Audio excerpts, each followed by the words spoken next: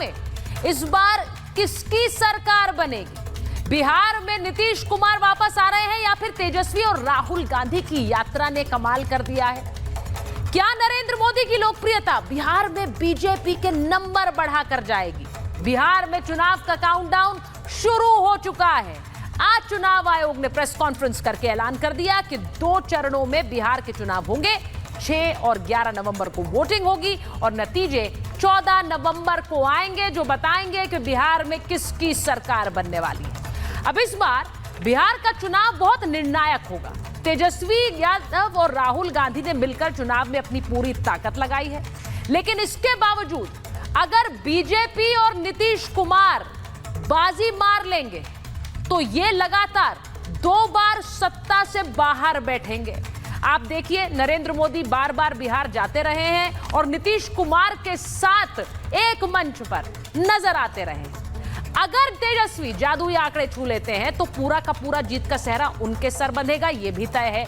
लेकिन देखना है कि किसके दावे चल रहे हैं और किसके लिए चुनौतियां ज्यादा हैं। मैं आपको एक बार जरा पहले बताती हूं कि इस वक्त जो मौजूदा समीकरण है वो क्या है।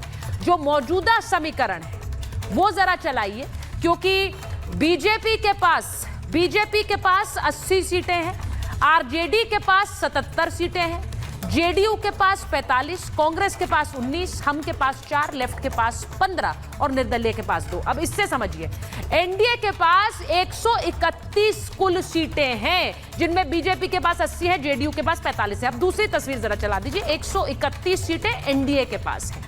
इसी के साथ साथ मैं आपको बताती हूं, महागठबंधन के पास 111 सीटें। अब 111 बनाम 131 है। आरजेडी के पास 77, कांग्रेस के पास 19 और लेफ्ट के पास 15 सीटें हैं। तो ये मौजूदा समीकरण है।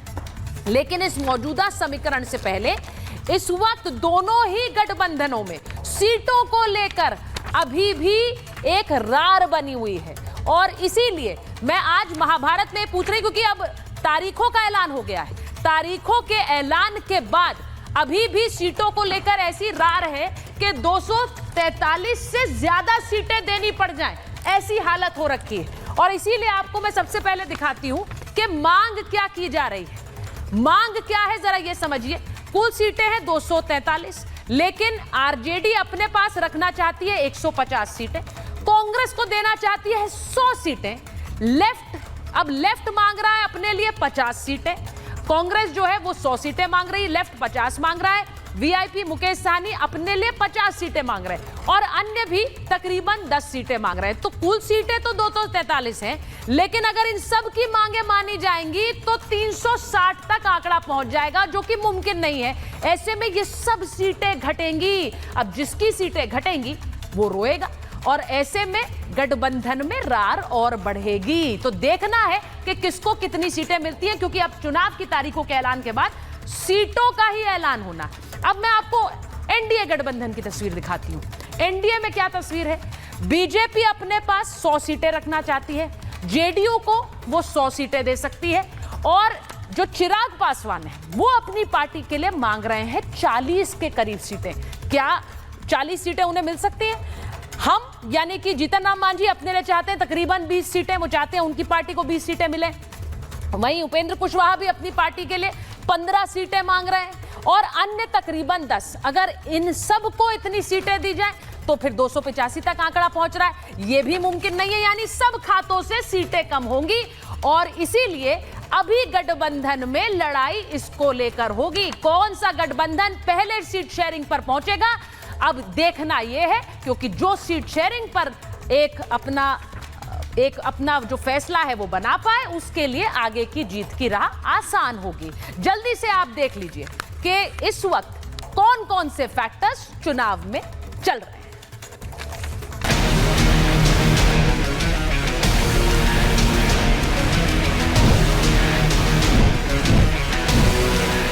दो चरण में होंगे बिहार के चुनाव। बिहार के चुनाव 2 फेजेस में होंगे और डेट ऑफ पोल 6 नवंबर थर्सडे और दूसरा 11 नवंबर ट्यूसडे। काउंटिंग 14 नवंबर को होगी। बिहार में इस बार किसकी बनेगी सरकार? मोदी नीतीश के साथ है बिहार। महिला वोटर फिर जिताएंगी, नीतीश को लाएंगी। राहुल तेजस्वी की यात्रा हिट रही या फ्लॉप?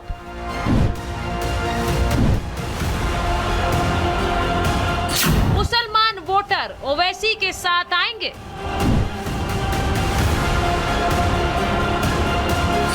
पीके जीतेंगे या किसी और को जिताएंगे?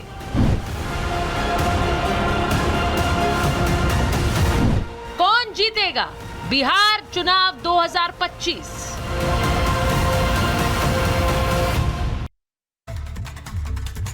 मेरे साथ जो मेहमान हैं मैं उनका परिचय कराऊं उससे पहले आपको ये बता देती हूँ कि हर पार्टी के लिए चुनौती क्या है इस चुनाव में, क्योंकि ये चुनौतियां बहुत ज्यादा इंपॉर्टेंट हैं और इनको पार पाना होगा। जेडीयू के लिए इस चुनाव में सबसे बड़ी चुनौती एंटी इनकम्बेंसी है, क्योंकि बार बार नीतीश कुमार ही सीएम रहे हैं, लेकिन क्या नीतीश के ही चेहरे पर इस बार वोट पड़ेंगे? सवाल जेडीयू के लिए यह है, एंटी इनकम्बेंसी की चुनौती जेडीयू के लिए। अब बीजेपी के लिए एसआईआर का जो मुद्दा है उसका लिटमस टेस्ट इस बिहार के चुनाव में होगा। अब वोट चोरी के जो आरोप बार बार विपक्ष लगाता रहा है, वोट चोरी के आरोपों को क्या वो चुनौती दे पाएंगे? सवाल यह है। अब मैं बात आरजेडी की करती हूं। आरजेडी के लिए सबसे बड़ी चुनौती क्या है?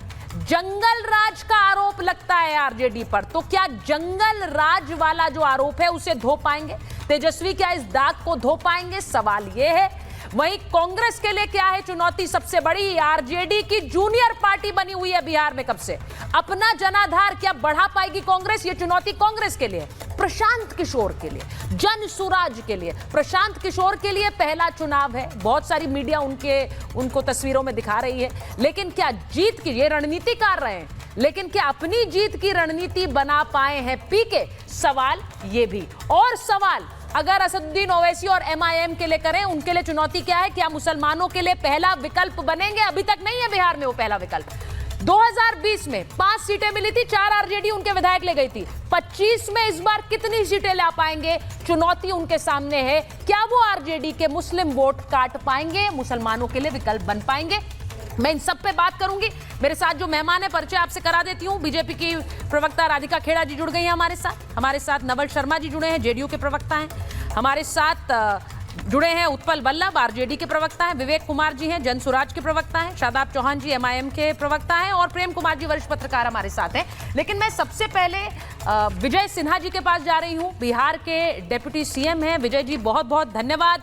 आज 2 चरणों में चुनाव के ऐलान हो गया है, 14 तारीख को नतीजे आने हैं।